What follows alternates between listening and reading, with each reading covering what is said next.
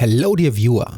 In this video I'm going to show you how to bootstrap a Vulcanus base and get a decent amount of foundries.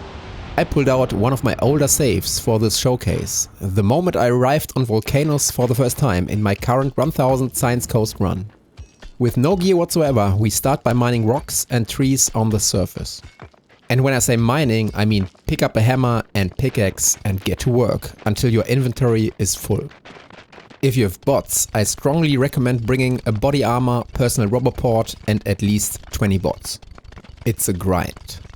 We proceed by crafting stone furnaces to smelt iron and copper and soon stone bricks and steel. As fuel for the furnaces you can use carbon, but there's no way around mining coal as well, which is why I built the stack of furnaces on a coal patch. If you think you have enough resources, think again, you need more for sure.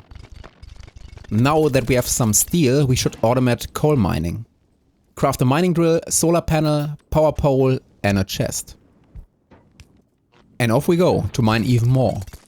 In order to drop coal into the furnaces, use the drop item hotkey. In my opinion, one of the most useful shortcuts in the game. Default key should be Z, but I like to switch to V and use my thumb. If you can bring some items from Norvis to make your life easier, I'd suggest to bring electric furnaces, solar panels and turbines. Okay, after a couple rounds of additional mining, locate the sulfuric acid geysers and craft a pump jack, solar panel and power pole. Additionally, underground pipes to transport the sulfuric acid. Look at the minimap. I like to pick a spot in between the geysers, coal and calcite patch because all three resources are necessary to craft the foundry. To make it easy, I made this little blueprint. You can get it in the description below. Connect it to the sulfuric acid pipeline and start building. To unlock the locked recipes, we have to mine some calcite. A mining drill, solar panel and a power pole is more than sufficient. Grab some calcite and continue building the blueprint. This chest is the acid neutralization's calcite input. And after building a steam engine, we have a new main power source. You should build steam turbines instead if you have them unlocked. They are way more powerful, but in this save game, I don't have them. Okay, moving on. You will probably run out of steel and iron. So back to the furnaces and mining. This is also a good time to grab more coal. This chest is for tungsten ore and coal to make tungsten carbide. Get more calcite from the outpost and supply the refinery with coal and calcite to make lubricant. We are very close to the first foundry, but in order to make concrete we need iron ore, and since I'm stupid, I used it all for smelting. Put stone bricks and iron ore in this chest to start the clean concrete production chain. Last but not least, we need to handcraft green circuits and put them into the assembler together with steel. Here we go, our first foundry. If you have more resources, especially steel to craft another foundry, replace the assembling machine with the first foundry because of the 50% productivity bonus, getting 3 for the price of 2. It's very likely that you won't have enough steel, so let me show you how to get more with just one foundry.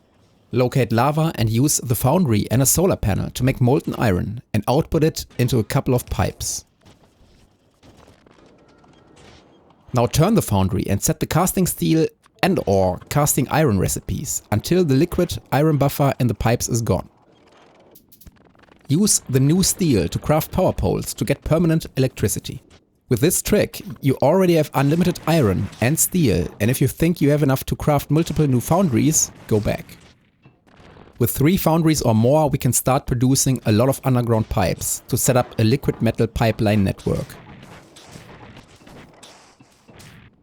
It's vastly more efficient to use a liquid bus instead of belts for all products that can be made out of molten metal. We can now produce all relevant iron products in our kickstart base. Craft belts to transport calcite and coal. If you run out of iron ore for the concrete recipe, you can replace the assembler with yet another foundry, eliminating the need for raw iron ore. The goal of this video is fulfilled, but let me show you one more neat little trick for the lava processing. Both recipes for liquid iron and copper generate a lot of stone as a byproduct, and most of it must be discarded. The trick is to directly insert the stone into an assembler and turn it into landfill. Inserters have higher throughput directly inserting into entities compared to belts. And even more important, the amount of stone we need to get rid of is crazy high, which means we'll have a lot of trouble throwing it all into lava. Discarding one piece of landfill compared to 50 stone is just so much more efficient. Having a lot of foundries enables you to transition into a proper base. If you're unsure how to make the Vulcanus science pack and how to get plastic, rocket fuel and all other items, go watch this video next. Thanks for watching, bye.